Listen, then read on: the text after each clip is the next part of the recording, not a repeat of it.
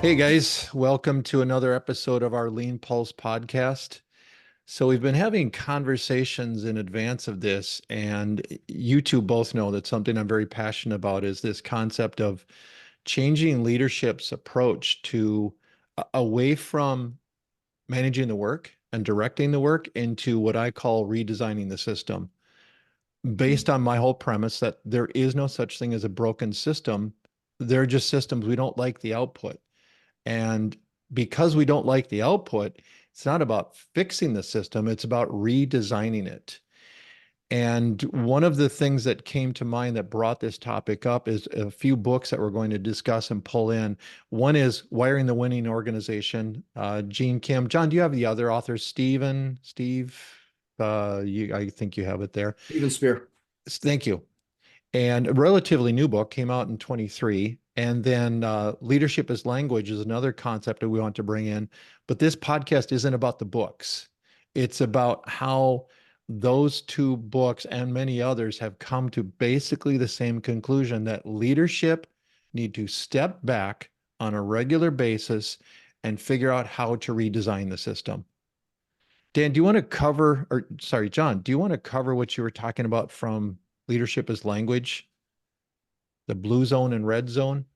Blue Work and Red Work. Blue work and red work. I keep getting that wrong. Yes, thank Yeah, you. well, I actually, it's we take in so much, referring back to how somebody actually writes about in his book. So in this one, Captain Marquedt writes about this idea of each person does two kinds of work. One is the thinking work, which he calls the blue work, and then one is the doing work, which he calls the red work. And that thinking work is designed. We've got to factor that in. So we've got to factor these two in. It's not like you like schedule blue and schedule red. It's part of our natural process to stop and think and then go do something. And that's what he brings up, is that over and over again, we've got to have enough time to think about what we're going to do. And sometimes it's longer, and then go do it and then reflect on it. And that reflection is part of, again, that blue work. Yeah, and it's taking time to do that. In Wiring the Winning Organization, the authors talk about they have a three-step approach to it, or three different concepts. And one is slowification, which when you first hear the term sounds like a little bit of slow down to speed up, and there's some element to it, but it's really stepping back outside of the urgency of our production system, of our current operations, stepping back from it and saying, wait a minute, what happens if this occurs? How do we deal with this? Or we keep running into this problem. We need to step back from it outside of the urgency of running that process and try to improve it. One of the examples they bring up, we've heard a lot of these examples from Top Gun, Fighter School, where they instituted Top Gun so that they could be in combat-like situations, but be able to say, pause, fly in formation, let's talk about what just happened, build a better process for it, a better approach, and then bake that into muscle memory. It's very similar to what we do for coaching on the racetrack. Is a student goes out and they're struggling on the track, it's not like we can pull them aside on the track. It's a hot track. But then we take them back after the sessions, usually 20 minutes, get them back to the pits, and we start talking about what happened, how to improve. And then we go to the bike sitting still and practice some of those things. Mhm. Now, with one caveat, one of the things I learned from Nick Einach working with Yamaha Champion School, never follow a rider to a crash. And that's something leadership need to think about too. If you see this thing coming off the rails, it might time to get into that blue work right away and start dealing with it now, even though it is a bit of a sense of urgency. But we're trying to avoid those sense of urgency things and take enough time to step back and improve the process when we're outside of the process. Dwayne, Jocko Willink talks about how in the U.S. Special Forces, they spend 80% of their time training and only 20% of their time actually in the field in, well, doing their field work. Yes. And how critical it is not just to, have the knowledge, skills, and abilities, but to exactly what you just said, drill the mindset so that as most of our mere mortals amygdalas would be firing up and in crisis, they can stay calm in that creative and problem solving mindset, looking at life as a leader in certainly corporate America. Frankly, much of your time is spent with a pretty active amygdala. Your leaders spend a lot of time working from crisis to crisis, and in my experience, far too little time stepping back and focusing on the maladies with the system itself that everybody's working within. And ultimately, the only way to correct that is to step back and have that difficult discussion about what is it about the system that we put in place that's leading us to this outcome, and how can we change the system so that it works better. And much of what the three of us do is helping teams of teams scale effectively. And in our practice, we see that every day. If a small malady scaled becomes really large, but the only way we can resolve those is by stepping back and focus on the system. And ultimately, we don't need leaders to be our best individual contributors. We need them to have that perspective, aided by all their years of experience. Yeah, that's a danger zone. When we talk about redesigning the system, sometimes that seems very arbitrary, very ambiguous. But as I was going through the book this weekend, Wiring the Winning Organization, it dawned on me that I'm very good at reacting very quickly on my feet, being able to create a response and come up with an answer. But it really hit me that I wasn't doing the blue work. I wasn't pausing, stepping back, slowification. I wasn't looking at how I react to it. So what I discovered is I'm reacting the same way every time because that's what I've practiced. That's what I've learned how to do. And while that might be a really valuable skill, the more important one is probably being able to stop, reflect, and go over it and see how you can improve it. When I'm coaching RTEs, one of the common things I tell them is you have to imagine you're out for a run with your art. And at some point, you're jogging along and you're 3 miles away from a cliff edge. So you might want to let them know, hey, by the way, there's a cliff coming up ahead. If you're 10 feet from the edge of the cliff, you're getting in front saying, stop. No, that's enough. We have to stop right here because there's a danger zone coming up. I don't think we spend enough time stepping aside, pausing in the run to say, okay, what are we going to do if a cliff comes up, if this happens, to build that right reactionary? Because again, to pull in some of the Tom Cruise quotes, which we don't know how realistic they are, but flying in a jet fighter, if you stop to think, you're dead. And we have to have almost that level of sense of urgency that if we have to stop to think in the process, we're in trouble. That's the danger zone. We should have already built in the mechanism of how we deal with this situation, that one, or unknown situations. What do we do when we need to adapt? And when you're talking about that level, Dwayne, you get into when somebody's new and they have a checklist approach. All of a sudden they're looking for the next thing in the checklist or the script in order to respond. It's not because what natural. else do they have? Right, exactly. And so they don't have experience to just say, oh, I've seen this before. I've seen this type of thing going on. Scrum Masters have talked about it. Here's a way for us to deal with it. And they don't have options. And as a matter of fact, I was just thinking as I said that, Alisar Coburn in his book, Agile Software Development, he talks about these different learning phases in a slightly different way as both Marquedt and Kim do. And it's just interesting that we keep coming back to this idea of how do we set ourselves up to know what our list of our techniques are, because there's always more techniques to do something rather than falling back to the one that's in the script. And that's something that we only learn when we've done it a bunch of times. Well, John, isn't it the question of knowing what tools and techniques are out there so that when you see something going awry, you have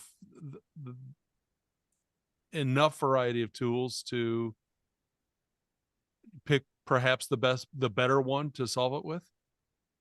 Well, yeah, that's got to be the intent. However, and let's use the example for my weekend. Both of you guys know that I was out getting my railing, just my railing, ready to restain. It's a wood railing, so it's got a top piece, each of the rails, two supporting 2x4s. I've got about 60 feet of railing that I had to do.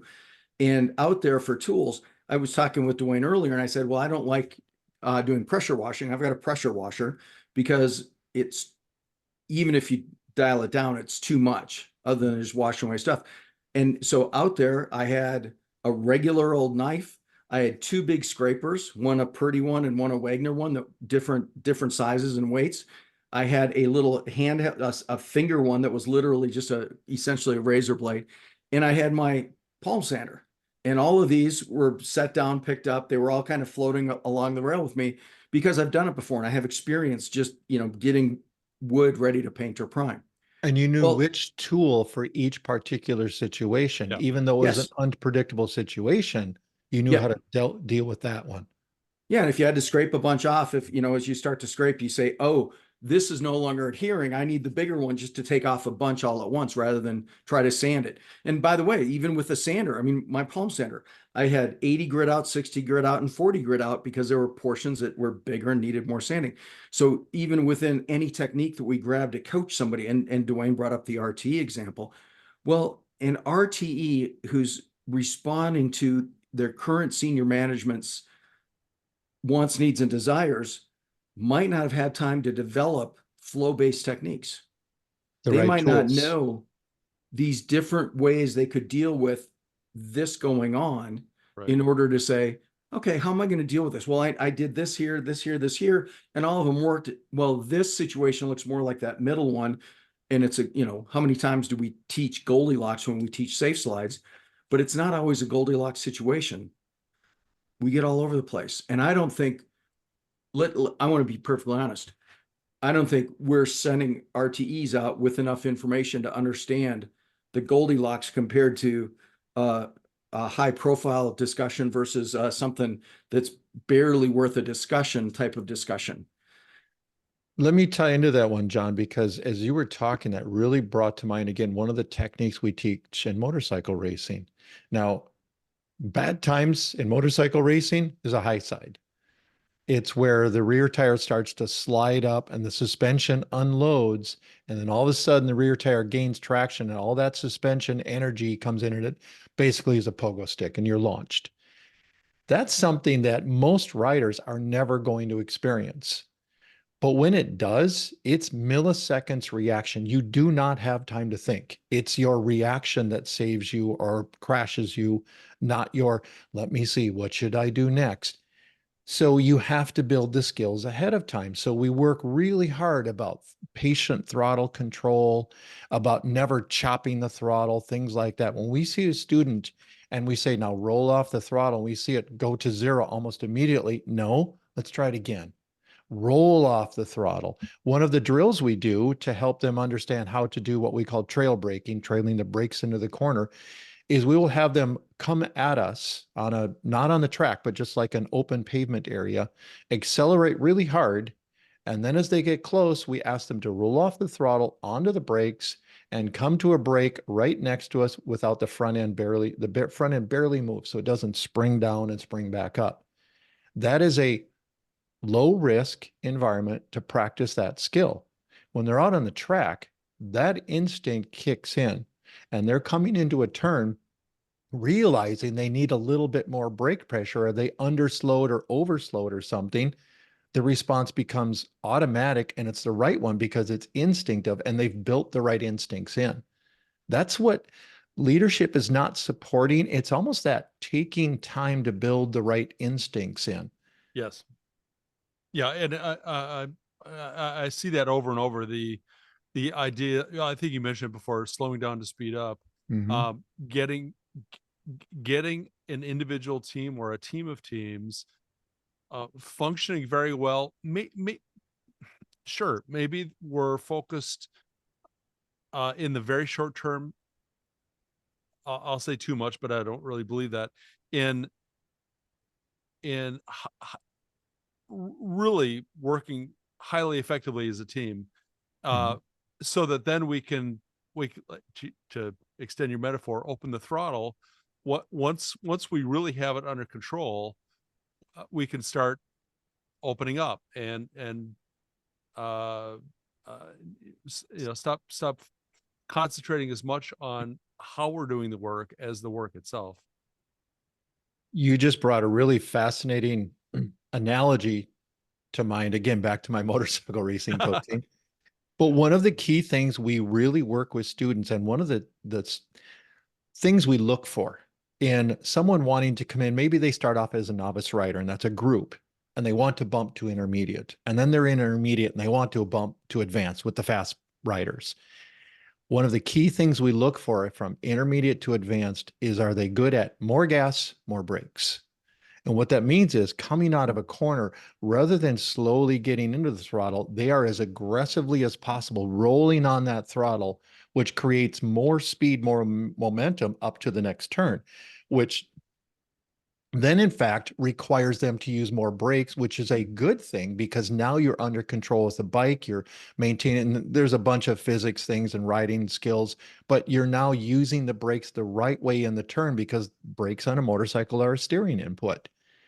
But we look for, are they comfortable with that more gas, more brakes? Has it become their standard way of riding? Yeah. And that's what we want teams to have, is they have the confidence in their skills. If I'm going to go faster, I need to be able to slow down appropriately for that next turn. So have I built in the skills where they're instinctive, that if maybe I rolled that throttle on a little bit too much, a little bit too long, can I still maintain and safely make the turn? Teams go slow because they're afraid of going too fast. And that's what we see a lot of riders that don't have the confidence. They will not really aggressively roll on that throttle because of the unknown outcomes. They haven't built the skills of how to deal with those situations. Well, and when you're talking about that, so there's two examples that popped into my head. So number one, think of a product manager refining features. They're working with the system architect. And so now we're looking forward to the next PI, and we're refining features in this PI.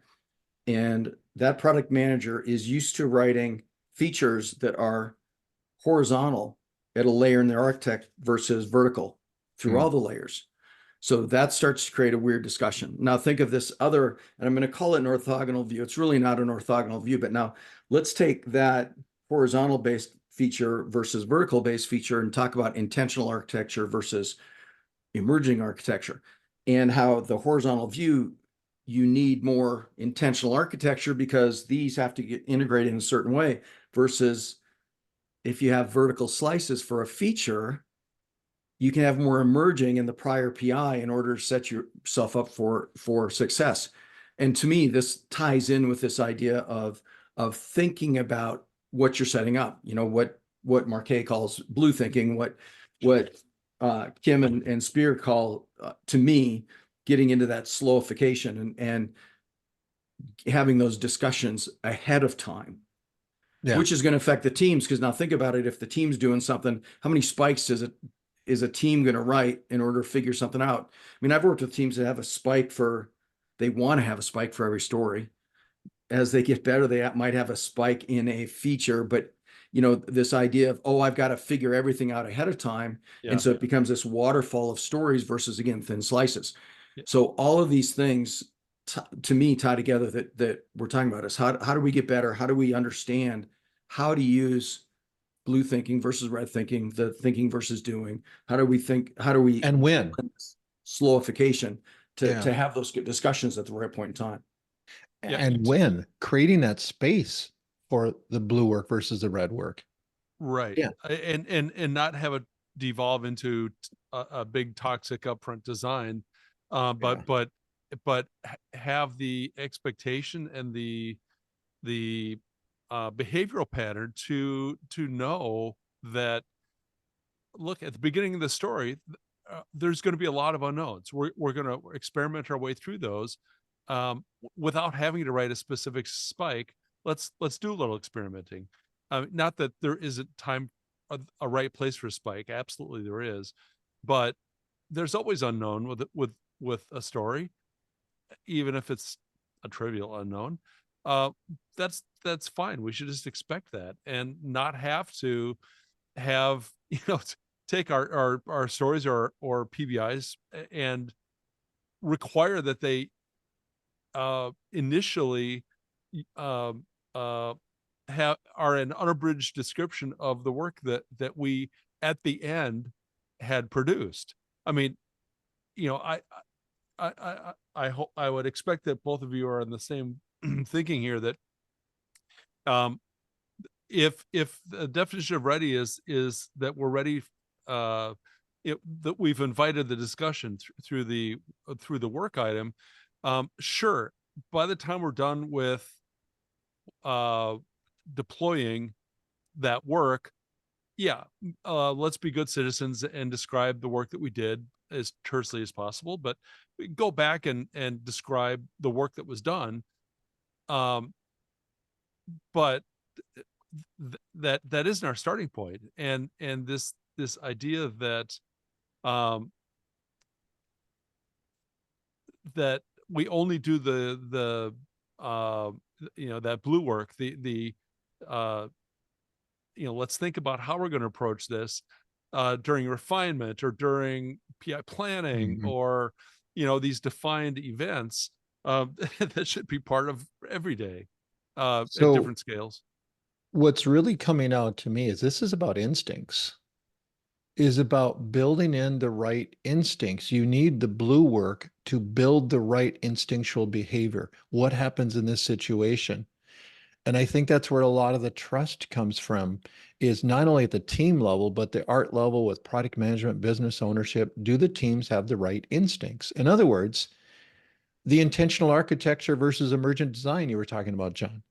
Do the teams have the right instincts to know when they need to reach out to system architects, when they need to reach out to business ownership to see, is this going to have the needs, or to share information where the business owners then can respond to that?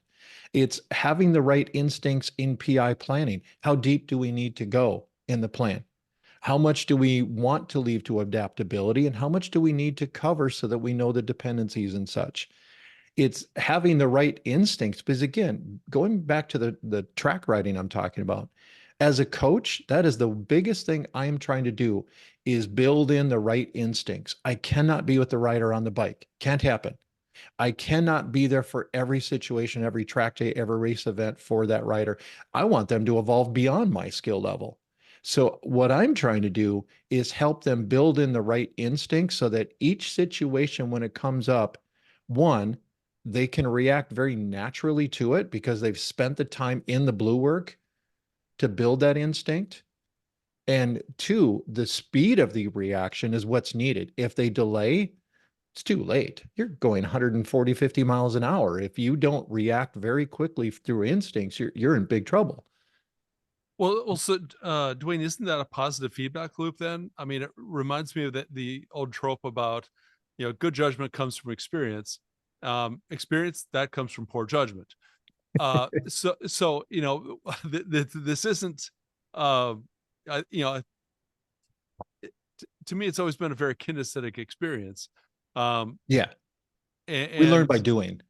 Right, and Yes. then but I think maybe not to put words in your mouth, but are you trying to suggest then that it's by, after we do the thing, that we need some of that blue time to reflect and internalize what our takeaways are? What's what's a pattern, what's an anti-pattern, and then start building that as our toolbox that we continue working from. Well, it's even more tied to practice and what type of practice. Every rider is doing practice of two different types, sometimes three. If you're a racer, you're probably doing track days, you're probably practicing on race weekends, but you're working on things off track. A lot of racers will do vision exercises, physical exercises to get their stamina and just their energy up.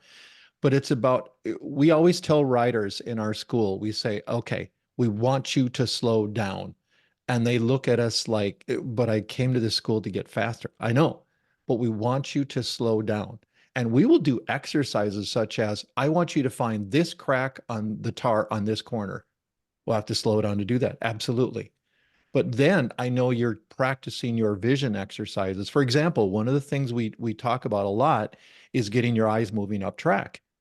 And so I will ask them at this brake marker, tell me what you can see through this turn. Well, there's a cement wall in the way. Exactly. Your eyes are in the right spot. That's what we want to see. It's slowing down, being able to practice it in a lower stress, lower urgency approach so that when it comes time for race time, the instincts kick in and they're the right instincts. Yeah. And that's what I builds gotta say something on confidence. that. Yeah. The right instincts. Is there a chance organizations have selected paths that may not allow them time to develop decent instincts?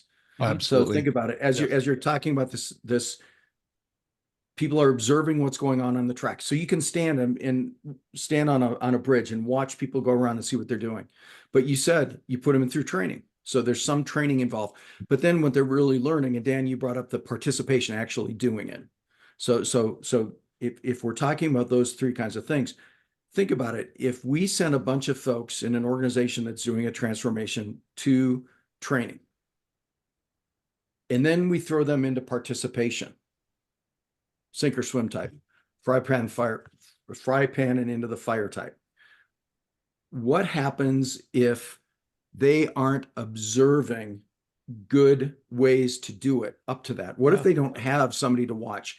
And how many organizations have any of us been pulled into where they essentially, people talk about rolling their own, they get some remote training for people and then they say, well, now let's go do it because you've trained, you can obviously train everybody. So all of a sudden we've got people that are educated, working to educate others without that observational experience, the hands-on type stuff, or participating in a real thing. And all of a sudden, think about this downward spiral loop versus upward spiral. Mhm. And all of a sudden, we get organizations that don't take time to reflect, or if they are reflecting, are they reflecting on even the right things? So Dan, you had a thought you wanted to share, and then I wanted to wrap it up with, let's make this practical. Let's come up Right. with some examples for people. Dan? Yeah, and maybe this is just a note of cautionary nature. Um, so often we're brought in to clients based on concerns of leaders that their teams aren't working efficiently, and they're generally dissatisfied with the outcomes. And so often what I am coaching and reinforcing is that essentially we are not, what the organization wants out of their developers is effective delivery of value, whether that's The done right value. efficiently. Well, that would sure be a Even bonus. better. Yeah, but baby steps. So often though, where the system is stuck is by trying to maximize efficiency. And so many of the things that we just talked about, slowing down to speed up, that's I think a great example of working inefficiently but highly effectively, driving teams to deliver better value faster, by not focusing on butts and chairs and in the end, like, did we get every hour out of them? It's like, no, we need to focus on the team as a whole and how effectively are they delivering value, and maximize only that. Yeah. So one practical example I want to give is one thing we're common with or familiar with, and another approach we're really not common with. A lot of organizations use coding dojos. and agile dojos. That's I right. know Target for many years was very successful with their dojos. When they would launch an art, they would launch teams together, and they brought them into this very specifically configured space and approach and everything with constant coaching. They were doing their real work, but they were very much like the Top Gun scenario, where mid exercise they can stop and say, everybody, okay, flying formation. Let's talk about what just happened. How can we better respond to that? Well, let's do this. Great. Back into the exercise. And what we need to do is apply that to the higher level strategy and feature creation. So having feature writing dojos, having, just strategy dojos around art leadership, for example, having the art leadership in the equivalent of a dojo. Now, to do their work, they're spending a lot of time with stakeholders and business owners. So it's not like lock them in a room kind of thing, but the same kind of concept where when we're struggling with something, we say, flying formation. Let's figure out a better pattern to handle this type of situation. Everyone on page on engaged with this approach? Yes, great. And then we keep practicing that until it becomes instinctive. Love that. John, what would you offer up for a practical example? Probably starting with the top and going with the idea I had earlier about getting system architects and product managers into what I would call the equivalent of a coding dojo or a testing dojo would be a feature writing or refining dojo. We call them workshops, but it's the same kind of thought. Would be saying, how do we start? And by the way, to me, this is a switch that has to be flipped, going from creation, refinement of horizontal based features to vertical slices of a feature, not of a story, but of, here's this feature that we got to build out, and getting people used to that. So there's an idea that somebody could use to start figuring out how do we change our thinking. And when I say it's a switch to be flipped, is I think people have been thinking this way for so long that to turn it 90 degrees and go vertical, that's something that you have to have a bunch of discussions about. That's that blue work that Captain Marquedt talks about, is how could we look at this differently? How could we create a feature that goes from our UI all the way down to our data and back out with a response versus write a UI feature, shoot, data feature. All those kinds of things are ideas. Yeah. Dan, anything to conclude with? Yeah, no, I'll double down on John's idea. In other practices, we think nothing of drilling, like drilling on a judo move, like how to fall over and over and over and over and over, because we know it's something we need to get good at. But yet, in a professional environment, we're we're expected to magically be masters at these things. And in an industry where the half-life of anything that we learn is about 18 months, that's just, we need to be drilling constantly because we need our teams to deliver effectively. Yeah. So I want to wrap this one up with a thought that came to me, again, back to my coaching career. I had the opportunity to coach with this group, and one of the coaches was a Marine. I believe he was a lieutenant colonel. He was talking about a concept called snap in, and he explained it to us as this. When recruits first come to boot camp and they get their weapon, they spend 2 weeks simply getting into firing position. No ammo, no nothing. They simply spend 2 weeks getting into firing position so that they can snap in, I think is what they called it. And he said that's the first basis of moving to the next step of now, once that becomes completely instinctive, now you can have ammo, because the instinct for that potentially dangerous situation is so baked in, you know exactly how to snap in to the right position. And that's what we want teams and leadership. Honestly, that's what we want leadership to do, is to have that snap in concept where they have drilled and really learned how to deal with this situation, how to focus on not directing work, but instead, where are the opportunities to improve the system? That building in that snap in kind of concept. So thanks, guys. Good discussion. Let's wrap this one up. We'll see you on the next one. All right, take care. Okay. See ya.